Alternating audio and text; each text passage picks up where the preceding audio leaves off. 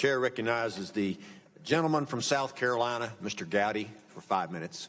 Thank you, Judge Poe. There are a lot of issues that I would like to ask you about, Mr. Deputy Attorney General. We had a terrorist incident in New York this week. We have 702 reauthorization that is pending in Congress. Gun violence, the opioid epidemic, criminal justice reform. But when I go home to South Carolina this weekend, trust me when I tell you, no one is going to ask me about any of those issues. They're going to ask me, what in the hell is going on with the Department of Justice and the FBI? The reason we have special counsel, this is a very important point, and you know it, the reason we have special counsel is because of a conflict of interest. The regulation itself specifically makes reference to a conflict of interest. And we don't like conflicts of interest because it undercuts people's confidence in both the process and the result. So let's be really clear why we have special counsel. There was either a real or perceived conflict of interest that we were fearful would either impact the result or people's confidence in the process. That's why we have something called special counsel, and that's why we have special counsel in this fact pattern. And then lo and behold, those who are supposed to make sure there are no conflicts of interest seem to have a few of their own. There's a senior prosecutor who sent obsequious emails to a fact witness. She can be described as nothing other than a fact witness. She's a really important fact witness if you pursue the line of inquiry that my Democrat friends want to pursue. They got off of collusion and now they're on obstruction of justice. She may be the most important fact witness in an obstruction of justice case. And the senior prosecutor for this conflict of interest-free special counsel sent a fawning, obsequious email to a fact witness. And then we have prosecutors assigned to conduct this investigation who donated almost exclusively to one candidate over another. And then we have a prosecutor assigned to this conflict of interest-free team that attended what was supposed to be, what he'd hoped to be, a victory party for Secretary Clinton. And we have a senior DOJ official, Mr. Deputy Attorney General, with an office that used to be 2 doors down from yours, meeting with Fusion GPS. And Fusion GPS, of course, was paying for Russian dirt on the very person that they're supposed to be objectively investigating. And then that same senior DOJ official's wife, the one that met with Fusion GPS, his wife was on the payroll of Fusion GPS. And then we have a senior agent assigned to investigate Secretary Clinton's email, help draft the exoneration letter where we changed the language from grossly negligent to extremely careless, interviewed Secretary Clinton in an interview I've never seen, and I doubt you have either in your career as a prosecutor, interviewed Michael Flynn, was actively involved in the investigation into the Trump campaign before the Inspector General found his text. So this agent, in the middle of almost everything related to Secretary Clinton and President Trump, sent pro-Clinton texts, anti-Trump texts to his paramour in response to being told maybe he is where he is to protect the country from that menace, Donald Trump. He said, I can protect our country at many levels. And then he said Hillary Clinton should win 100 million to nothing. Now think about that, Mr. Deputy Attorney General. That's a pretty overwhelming victory. 100 million to 0. And when I read that last night, what I thought was this conflict of interest free senior agent of the FBI can't think of a single solitary American who would vote for Donald Trump. That's where the 0 comes in. Not a single solitary American he can imagine would vote for Donald Trump. This is the conflict of interest free special agent assigned. And then he went on, if that weren't enough, to belittle Trump supporters by saying he could smell them at a Walmart in Virginia. This is the person we needed to avoid a conflict of interest. And then he said this, they fully deserve to go and demonstrate the absolute bigoted nonsense of Trump. But he wasn't content to just disparage Donald Trump. He had to disparage Donald Trump's family. This is what he said, Mr. Deputy Attorney General. He said the douchebags are about to come out. He's talking about our First Lady and children, this conflict of interest-free special agent of the FBI. This is who we were told we needed to have an objective, impartial, fair, conflict of interest-free investigation. So he's openly pulling for the candidate he had a role in clearing, and he's openly investigating a candidate that he has bias against. And then if that's not enough, he says Trump is an effing idiot. What the F just happened to our country? This is the same man that said he would save our country. What happens when people who are supposed to cure the conflict of interest have even greater conflicts of interest than those they replace? That's not a rhetorical question. You nor I nor anyone else would ever sit Peter Strzok on a jury. We wouldn't have him objectively, dispassionately investigate anything, knowing what we know now. Why didn't we know it ahead of time? And my last question, my final question to you, and I appreciate the chairman's patience, how would you help me answer that question when I go back to South Carolina this weekend? Congressman, first of all, with regard to the special counsel, Mr.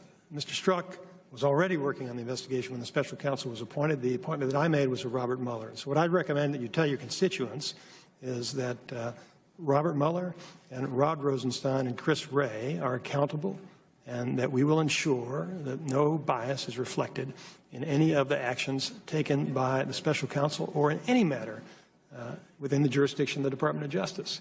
When we have evidence of any inappropriate conduct, we're going to take action on it. And that's what Mr. Mueller did here. As soon as he learned about this issue, he took action. And that's what I anticipate that the rest of our prosecutors, our new group of U.S. attorneys, our Justice Department appointees, they understand the rules and they understand the responsibility to defend the integrity of the department. And if they find evidence of improper conduct, they're going to take action. So, Congressman, that's the best assurance I can give you. But actually, there's one other point, which is you should tell your constituents that we exposed this issue because we're ensuring that the Inspector General conducts a thorough and effective investigation. And if there is any evidence of impropriety, he's going to surface it and report about it publicly. A group of Republican lawmakers want new investigations of the FBI's treatment of the Hillary Clinton email scandal. They also want a closer look at the Uranium One case and how the Justice Department handled the early days of the Russia probe. Joining us now from Capitol Hill are Florida Congressman Matt Gaetz and Ohio Congressman Jim Jordan. Gentlemen, thanks for being here. Congressman Gaetz, you all were on the floor today. What are you calling for? Well, we have seen a double standard of bias that benefits Hillary Clinton and works against President Trump. Hillary Clinton was essentially investigated by her own fan club, and we're finding out more and more every day, Brett, that Bob Mueller's team was essentially selected when he was fishing in the Never Trump aquarium. Time and again, it's hard to win when you've got the other team, when you've got the referees wearing the jersey of the other team, and here when you've got Mr. Orr's wife, Nellie Orr, actually getting paid by the Fusion GPS company that put together this fake dossier, it really calls into question the integrity of the investigation. Congressman Jordan, are you calling for a special counsel to investigate the special counsel? Yep. Well, we called for a second special counsel, Brett, 4.5 months ago. It needs to happen. With each day, as we learn more and more, it just reinforces this idea that you had the Comey FBI and the Obama Justice Department coordinating with the Clinton campaign to go after President Trump. I mean, when you think about what we learned in the last several weeks, the dossier paid for by the Clinton campaign, the Democrat National Committee, who then paid the law firm, who then paid Fusion GPS, who paid Christopher Steele, who paid Russians to put together this fake dossier that we believe was the basis for securing warrants at the FISA court to spy on Americans. That all took place. That's what we got to find out about. That's what we got to get answers to. That's why we called for a second special counsel. You know, I asked your colleague, Trey Gowdy, the head of the Oversight Committee, about the call for a special counsel on these grounds. Here's what he said to me. These are Trump people. So special counsel just means we either don't think you can do your job, and the women and men that we pay millions of dollars to run the DOJ, so we're going to find somebody who's not part of DOJ and give them a bunch of FBI agents. And oh, by the way, the FBI's got some issues right now. Special counsel is not a panacea. What we need is a serious investigation. Who does it is immaterial to me. Yeah, Congressman Gates? Well, look, I mean, I think that Trey Gowdy's got a lot of affection for the Department of Justice and the FBI. Our problem is that the senior officials at those agencies, people who are right below the director and the attorney general, are actually being implicated for bias. I mean, how can we allow the Department of Justice to conduct this investigation when the guy who was the head of counterintelligence had his wife moonlighting for the Fusion GPS company that was digging up fake dirt on the president to discredit him both before and after the election? We have to have clean eyes. We have to have an outcome we can rely on. And currently with the FBI and the Department of Justice, there's far too much bias, far too much evidence of coordination with President Trump's enemies, and we can't trust them. Is this a problem for Attorney General Sessions, Congressman Jordan? Is he at fault here? He doesn't know where his recusal starts and stops. That was evident from Matt's questioning 4 weeks ago when he sat in front of the committee. No one likes special counsels, but when the Attorney General doesn't know where his recusal begins and ends, and Robert Mueller is inherently compromised on the Uranium One issue, and the number four, one of the top guys at the Justice Department, Bruce Orr, is meeting with Glenn Simpson and Christopher Steele, the guy who wrote and paid for the dossier, and oh, by the way, his wife is employed by him. You don't think there's a conflict there? We don't like special counsels either, but there is no other way to get to the truth for the American people. That's why we called for it 4.5 months ago, and it needs to happen.